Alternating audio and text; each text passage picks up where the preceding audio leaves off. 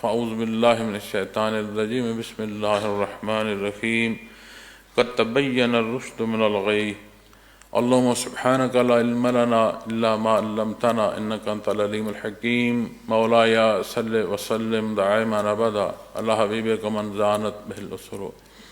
معزز سامعین کرام، السلام علیکم ورحمۃ اللہ وبرکاتہ۔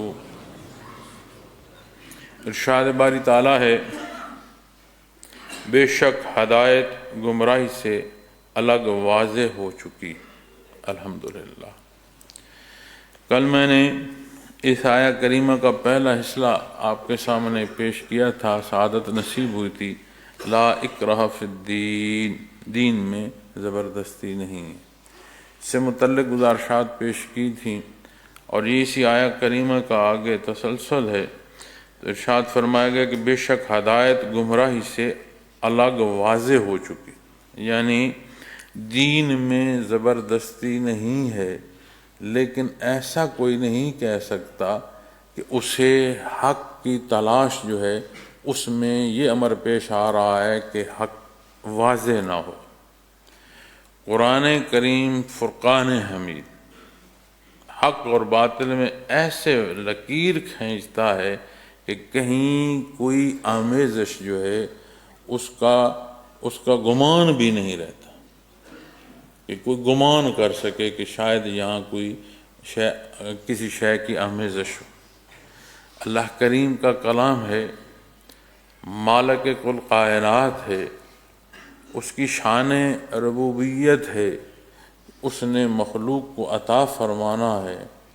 مخلوق جو ہے محتاج ہے، اس کی احتیاج ایک ہی در سے پوری ہونی ہے، اور جو اللہ رب العالمین کا ہے۔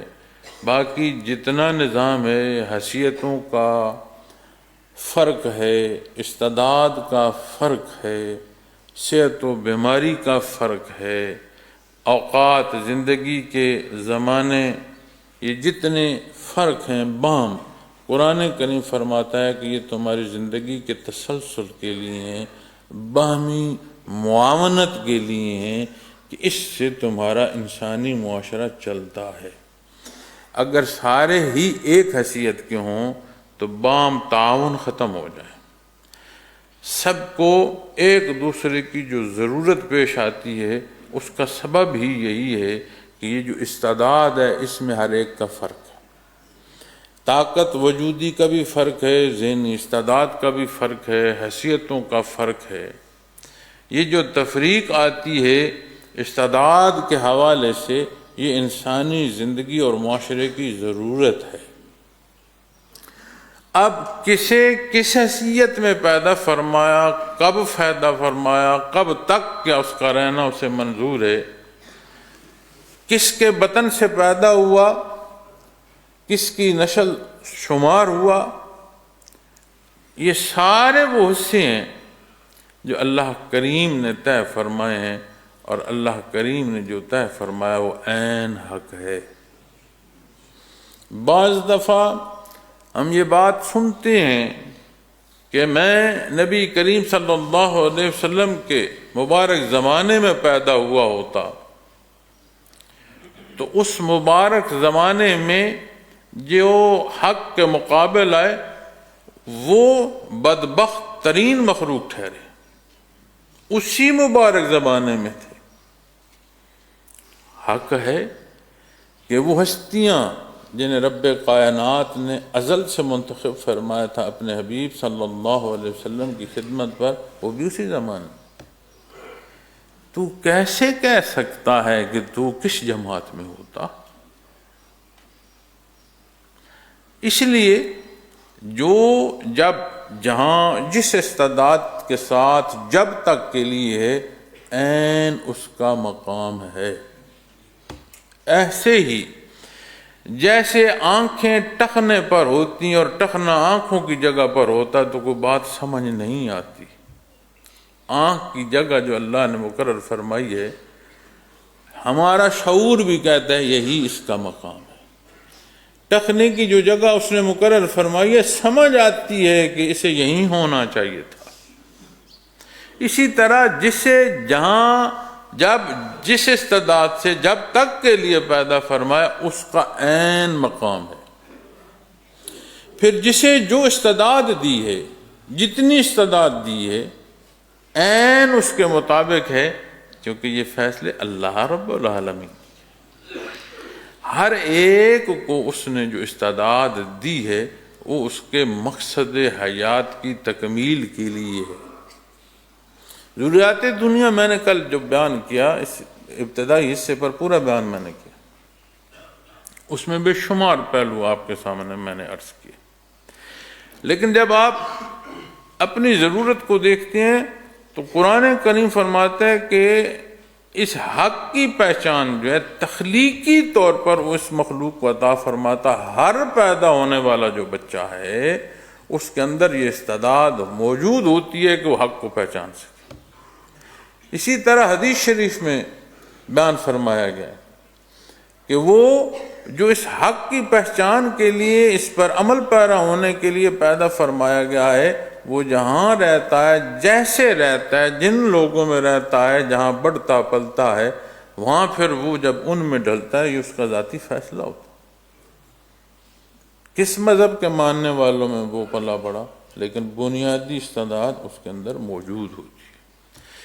اور جب بات معاملات کی آتی ہے، صحیح اور غلط کی آتی ہے، تو مخلوق ہر اس بات جو غلط ہے لیکن اسے محسوس ہوتا ہے کہ اس کے فائدے کے لیے، وہ اس پر جگر پڑتا ہے کہ نہیں یہ بات درست ہے، مجھے یہ بات پسند ہے.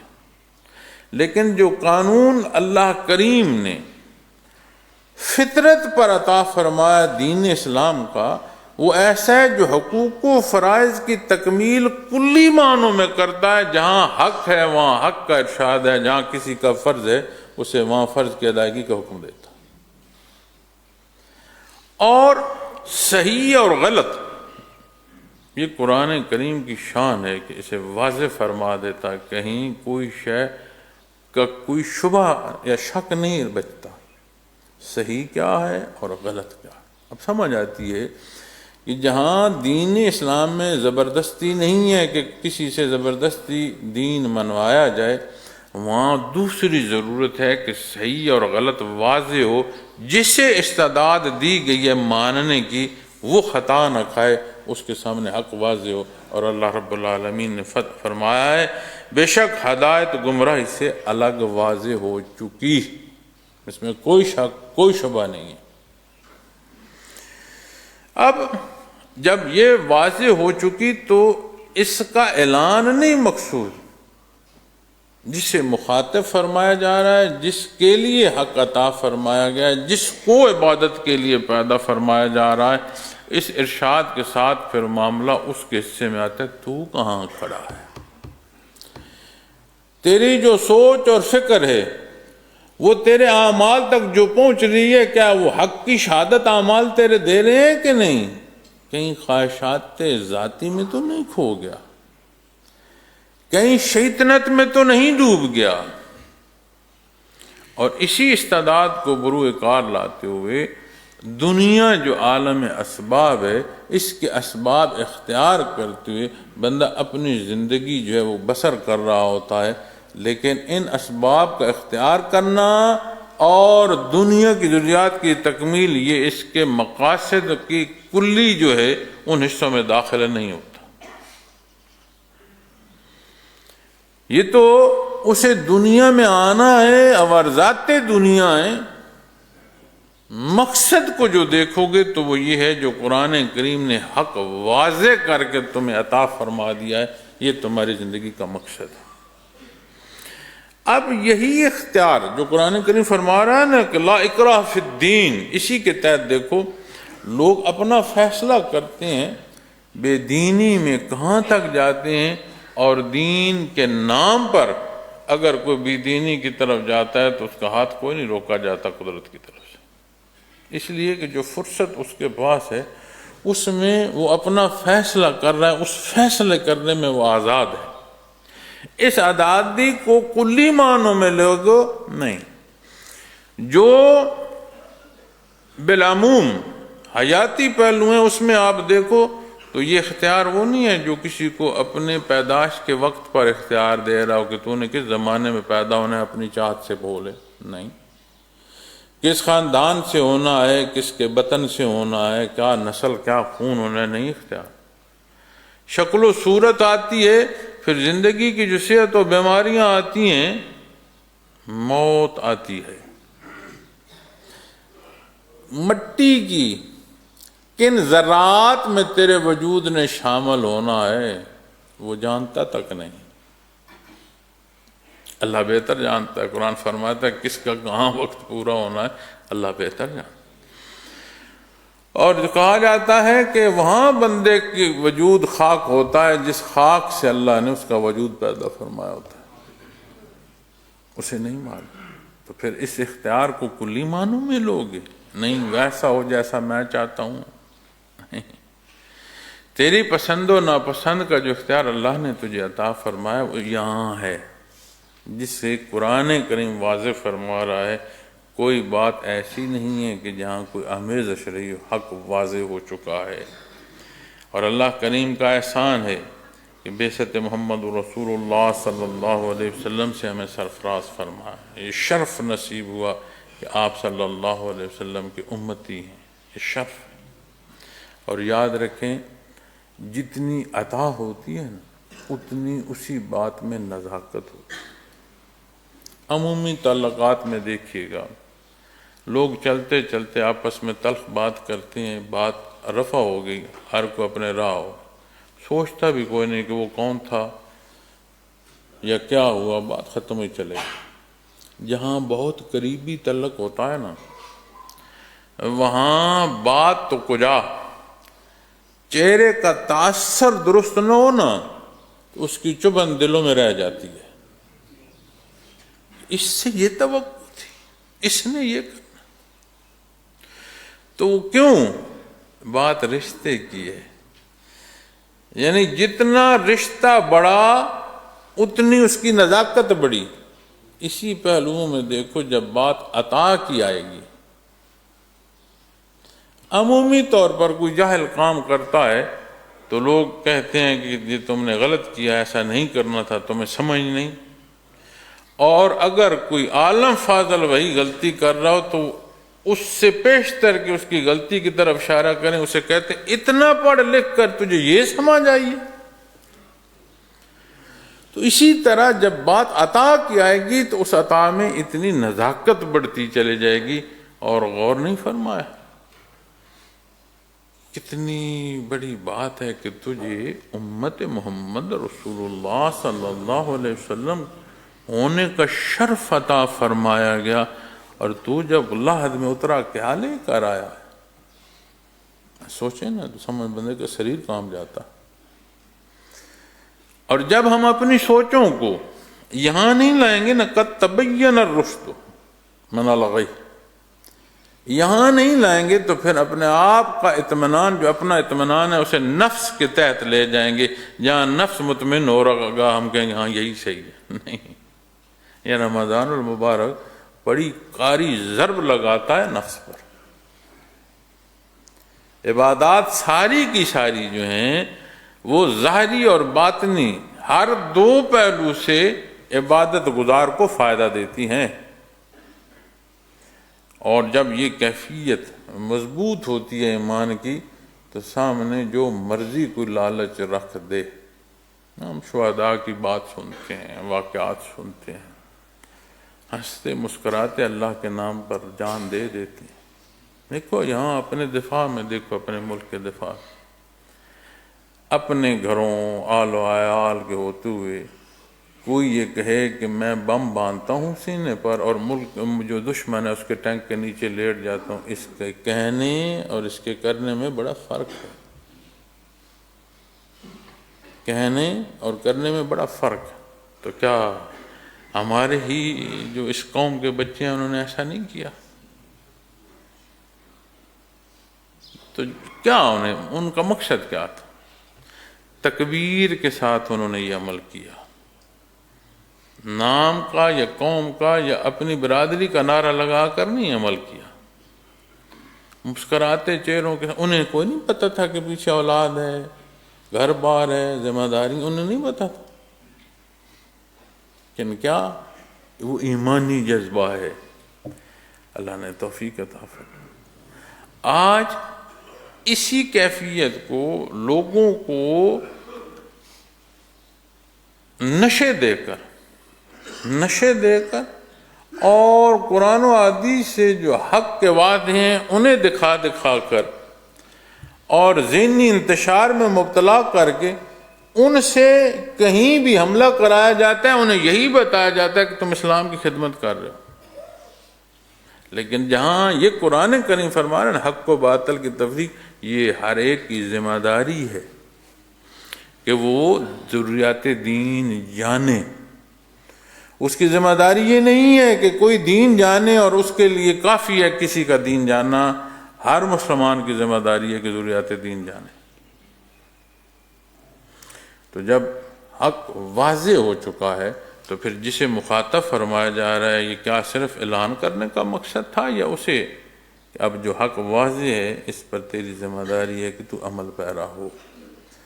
لا اکراہ فی الدین، اللہ کریم نے مجبور نہیں فرمایا، مخلوق کو مجبور اس نے نہیں فرمایا کریم نے، لیکن اس نے جو پیدا فرمایا یہ کرم فرمایا کہ اپنی عبادت کو پیدا فرمایا۔ فَمَن يَكْفُرْ بِالطَّاغُوتِ وَيُؤْمِن بِاللَّهِ فَقَدِ اسْتَمْسَكَ بِالْعُرْوَةِ الْوُثْقَىٰ، فرمایا بس جو شیطان کی بات سے انکار کرے، یعنی جب حق اور باطل سامنے ہے، جو باطل کو رد کر دے، اسے مسترد کر دے، شیطان کی راہ کا انتخاب نہ کرے اور اللہ کے ساتھ ایمان لائے، یعنی حق پر قائم ہو۔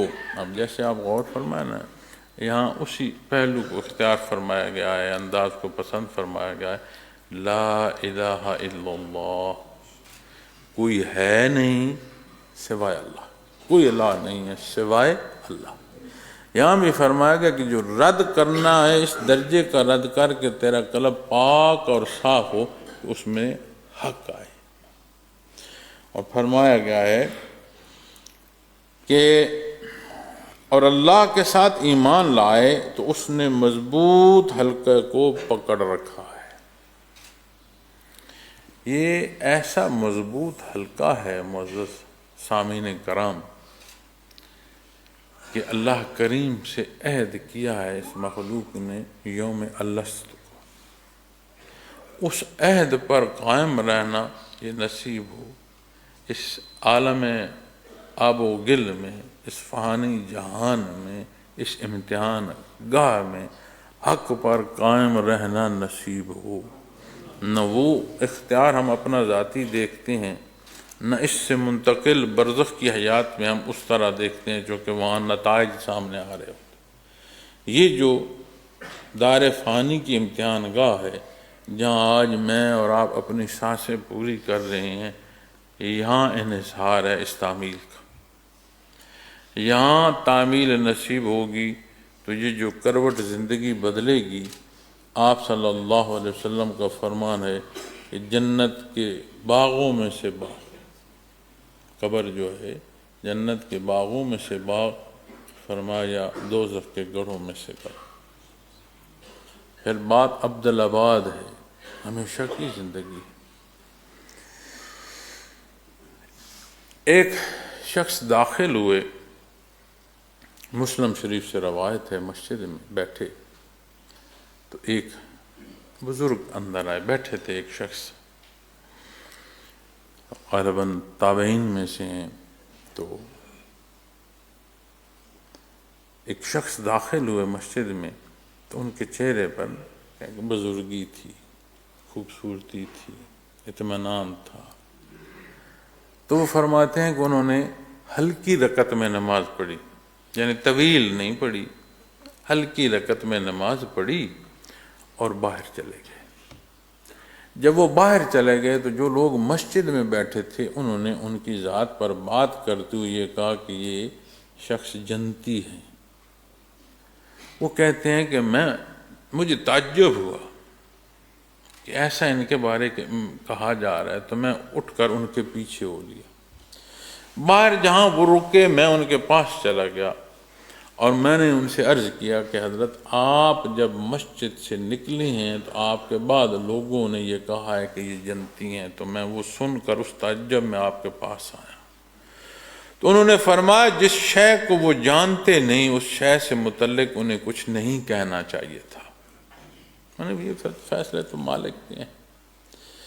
مزید پھر انہوں نے فرمایا کہ یہ انہوں نے کیوں کہا؟ انہوں نے کہا نبی کریم صلی اللہ علیہ وسلم کے زمانہ مبارک میں نے خواب دیکھا تھا۔ خواب میں دیکھتا ہوں ایک سبزہ ہے، باغ ہے بہت وسیع، اس میں ایک ستون ہے بہت بڑا، اس ستون کے سرے پر ایک حلقہ ہے۔ مجھے کسی نے کہا ستون پر چڑھ جاؤ، اس حلقے کو پکڑو۔ میں کوشش کرتا ہوں تو میں نے کہا میرے سے یہاں نہیں چڑھا جاتا۔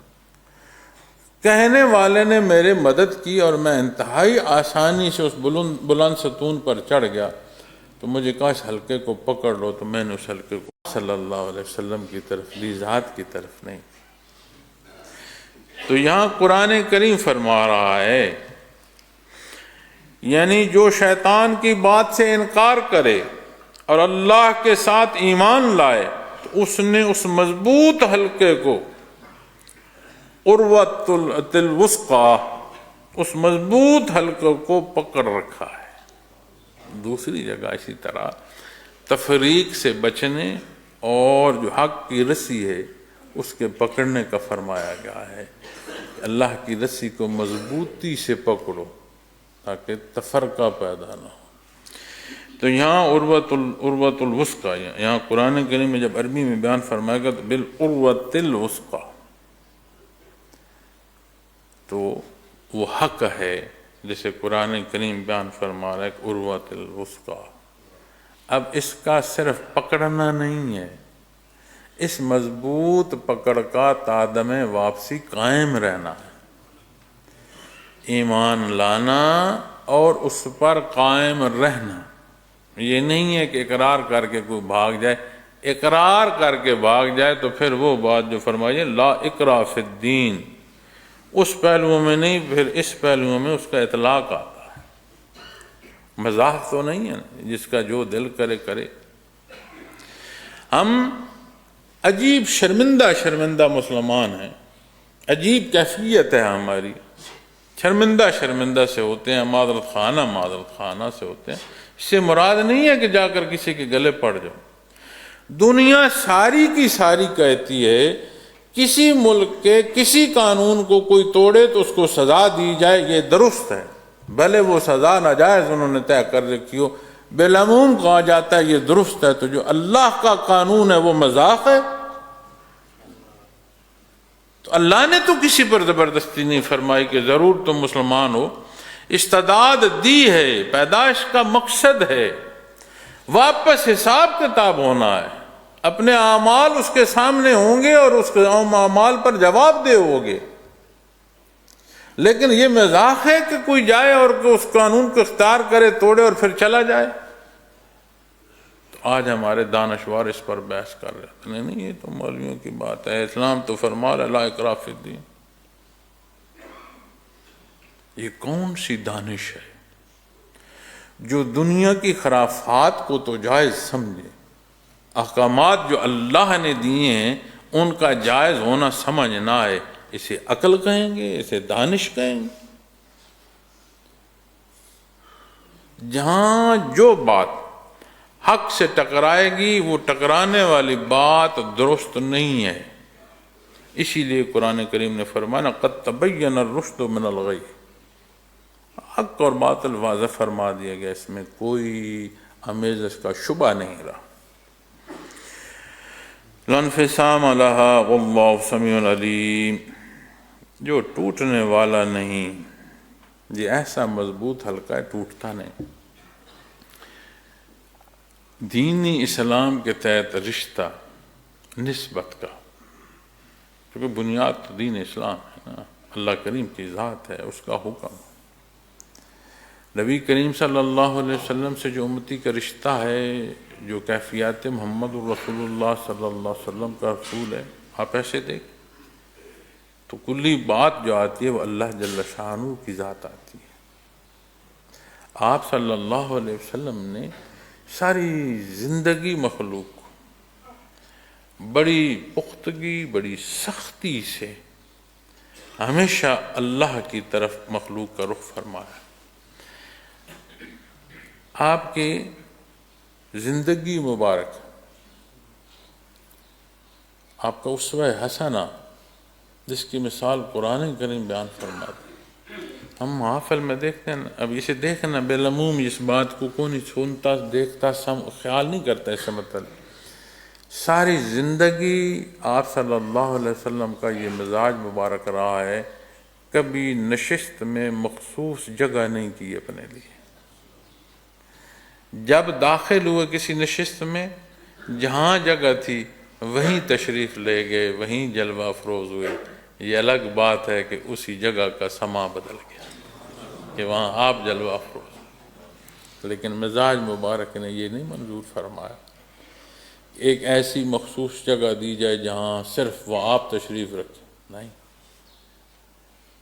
کیسے خوش بخت وہ لوگ، وہ ہستیاں، اللہ کے پسندیدہ مخلوق جنہیں آپ صلی اللہ علیہ وسلم کی معیت روبرو نصیب، کیسے ان کے جذبے، کیسی اللہ کی ان پر عطا۔ یہ بڑے کرم کے ہیں فیصلے، یہ بڑے نصیب کی بات، اور کیسی بد نصیبی ان ہستیوں پر آج بام تکرار ہوتی ہے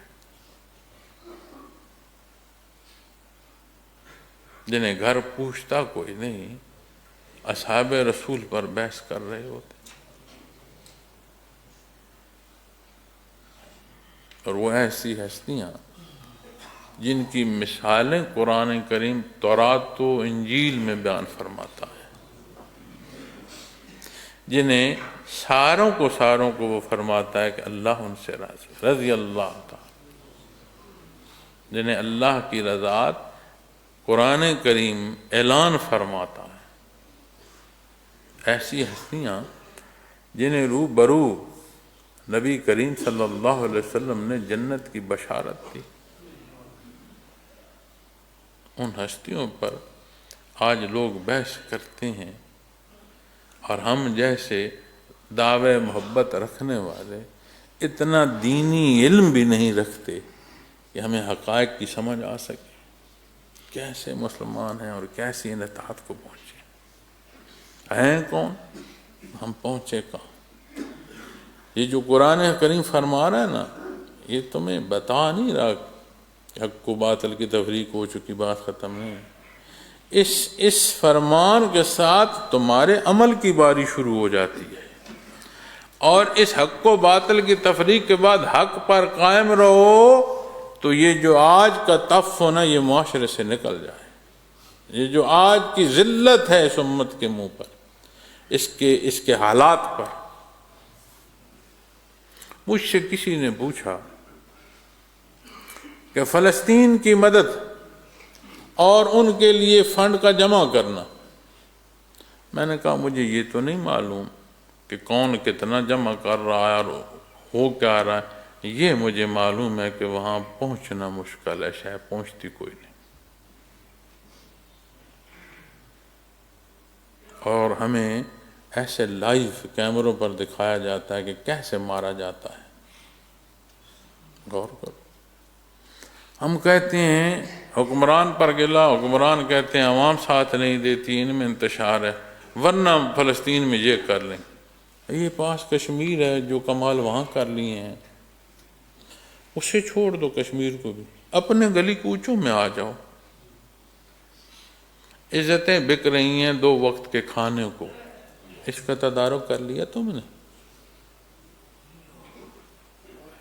جس معاشرے میں نحیفی اور کمزوری جرم ہو جائے، اس معاشرے کا تم نے کیا کر لیا؟ تو کوئی نہیں پوچھ رہا، کوئی احساس نہیں کر رہا۔ جس کی مخلوق ہے اس کے حضور جواب دینا ہوگا، اور اپنے اپنے حصے کا ہر کوئی جواب دے گا، اور جواب نہیں بن پائے گا، مشکل ہو جائے۔ اس لیے یہ جو مضبوط حلقہ، اس کو پکڑو، اس پر قائم رہو، جو ٹوٹنے والا نہیں، لانفصام لہا، جو ٹوٹنے والا نہیں ہے، تم مضبوط رہو، یہاں کوئی لرزش نہیں آئے گی۔ اور دینی رشتہ ایسا رشتہ ہے، دیکھو نا شروع ہوا ہے لا الہ الا اللہ محمد رسول اللہ، کوئی الہ نہیں سوائے اللہ کے، اور آپ صلی اللہ علیہ وسلم اللہ کے رسول ہیں۔ یہ رشتہ یہاں نصیب ہوتا ہے، زندگی بندگی کے معنوں میں بحیثیت امتی نصیب ہوتی ہے۔ لحد میں اترتے ہو تو جہاں بات اللہ جل شانہ کی آتی ہے، وہاں نبی کریم صلی اللہ علیہ وسلم کی آتی ہے، دین اسلام کی آتی ہے، رشتہ نہیں ٹوٹا، وہیں جا رہا ہے ساتھ۔ روز محشر میں نے چند دن پہلے بیان کیا تھا کہ فرشتے، ایسے لوگوں کے فرشتے ان کی قبروں پر آ کر انہیں کہیں گے کہ آج گھبرانا نہیں۔ قرآن و حدیث فرماتی ہے مخلوق کو اپنا ہوش نہیں ہوگا، صاحب ایمان کو اللہ کے فرشتے آ کر قبر سے اٹھتے ہوئے کہہ رہے ہوں گے آج گھبرانا نہیں ہے، پریشان نہیں ہونا تم نے، نہیں رشتہ ساتھ چل رہا ہے، پھر قائم ہوگا او حساب کتاب، تو شفاعت محمد الرسول اللہ صلی اللہ علیہ وسلم کی بات ہے، کوئی رشتہ چل رہا ہے۔ اسی رشتے سے پلسرات سے گزرنا ہے، یہی ایمان عبدالآباد جنت تک پہنچا ہے۔ یہ اتنا مضبوط حلقہ ہے کہ ہم تو یہ دیکھتے ہیں میں نے عمارت بنائی، اتنے سال تک ہلی نہیں، یہ بڑی مضبوط ہے، جان فانی عمارت فانی نہیں ہوگی تو کیا ہوگا؟ اگر دنیا کی عمارتوں کی طرح اپنی حیثیت کو دیکھو گے تو یہ تو دنیا فانی ہے، حیثیت دنیا کی فنا ہو جائے گی۔ اگر بقا دائمی دیکھنی ہے تو حق کے ساتھ ہے، اور اسی حق کے ساتھ دیکھا ہے۔ یہ جو کیفی رشتہ نصیب ہوتا ہے نا، دیکھا ہے کہ موت وارد ہو گئی، رشتوں نے کہا یہ میت ہے، لیکن قلبی رشتہ جو ہے اس کا انقطاع نہیں آیا۔ آج فیصلے کا موقع ہے نا، آج اپنے فیصلے کیے جائیں۔ واللہ سمیع علیم، اور اللہ سننے والے، جاننے والے، سننے والے، دو پہلو دیکھنا، جو کہہ رہے ہو وہ سن رہا ہے۔ اب میں نے جو آپ کے سامنے بات کی ہے، آپ نے سنی، لیکن مخلوق کی سماعت اور ہے۔ مالک کی ذات علیم ہے، یدرکہ الابصار، وہ تو نظروں کو بھی جانتا ہے اس نظر کے اندر کیا ہے۔ تو آپ نے تو میری آواز، انداز سنا، دیکھا، وہ تو جانتا ہے کہ یہ کس پہلو سے بول رہا ہے، اسے کہیں ذات تو نہیں مقصود، اللہ کی رضا کو بول رہا ہے، دین بول رہا ہے یا ذات بول رہا ہے۔ تو وہ جاننے والا، سننے والا ہے۔ اسی سننے میں دوسرا پہلو لے آؤ، ربنا آتنا فی الدنیا حسنۃ وفی الآخرۃ حسنۃ وقنا عذاب، دنیا اور آخرت کی آسانی طلب کر لو۔ واللہ سمیع، اپنے آپ کو حق پر کھڑا کرو نا، اسی سننے میں تیرا مانگنا نہیں داخل ہوگا کہ تو اپنے الہ سے اپنے لیے آسانی ایمان مانگ لے۔ علیم، وہ جانتا ہے، اس کا علم حضوری ہے کہ تو کیا کہہ رہا ہے، تیری سوچ کیا۔ میں نے کل بھی ایک حدیث شریف پیش کی کہ ایک بندہ کھو گیا ہے، زندگی کی باتیں اس کے سامنے سے چلی گئیں، صحرا ہے، گرمی ہے، صحرا گرمی، سواری جاتی رہی، خوراک کھانا پینا اس کے ساتھ جاتا رہا، اب موت کے سوا کوئی چارہ نظر نہیں آ رہا کہ کوئی شے اور ملے، وہی ہماری بے میں سامان واپس ملے، وہ کہے تو میرا بندہ میں تیرا مالک، اس کیفیت اور حال میں کہ ہوش علامت نہیں ہے کیا کہہ رہا ہوں، لیکن اس کے دل میں یہ نہیں ہے، الفاظ الٹ گئے ہیں لیکن دل سے وہ اللہ کا شکر کر رہا ہے، اللہ اس کی اس پہلو پر بھی مقبول فرماتا ہے اس کی بات، کہہ الٹ رہا ہے۔ حدیث شریف میں آتا ہے کہ اللہ اس کے اس کلام کو بھی شرف منظوری دے رہا ہے، کیوں؟ کیونکہ وہ تو ہوش کھو گیا، لیکن یہاں سے جو شکرانے کی کیفیت ہے اس کی نسبت اللہ کی طرف ہے، تو اس کی ذات علیم ہے۔